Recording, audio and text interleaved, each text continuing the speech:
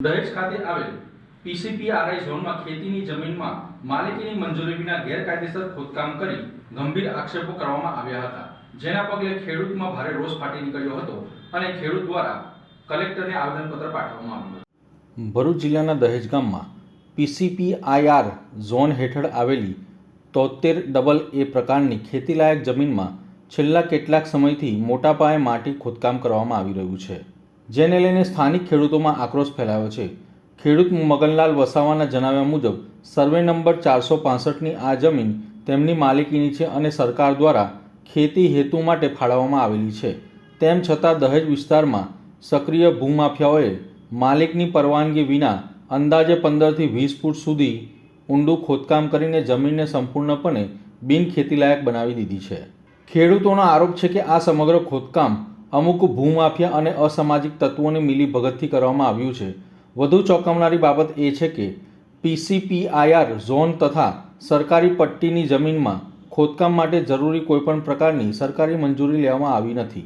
આસપાસની અન્ય અનેક જમીનોમાં પણ આ રીતે ગેરકાયદેસર ખોદકામ કરવામાં આવ્યું હોવાના આક્ષેપો લાગ્યા છે।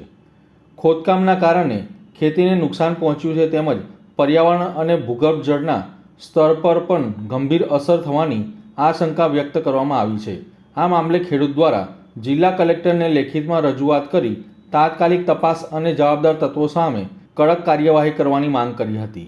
હવે જોવાનું એ રહ્યું કે જિલ્લા વહીવટીતંત્ર દ્વારા આ ગંભીર મુદ્દે કેટલા ઝડપથી પગલાં લેવાય છે અને ગેરકાયદેસર ખોદકામ કરનારાઓ સામે ક્યારે કાર્યવાહી થાય છે। મારું ગામ પાદરિયા, મારું નામ વસાવા અજીતભાઈ ચંદુભાઈ છે। અમારી જમીન દહેજ બજારપાડા ગામ પર આવેલી છે, 465 સર્વે નંબર। ત્યાં અમુક માણસોએ માટી ખોદકામ કરી ગયેલા છે, તો એના માટે ન્યાય માટે અમે કલેક્ટર સાહેબને આવેદનપત્ર અમે આપ્યું છે। એના માટે અમને ન્યાય મળવો જોઈએ।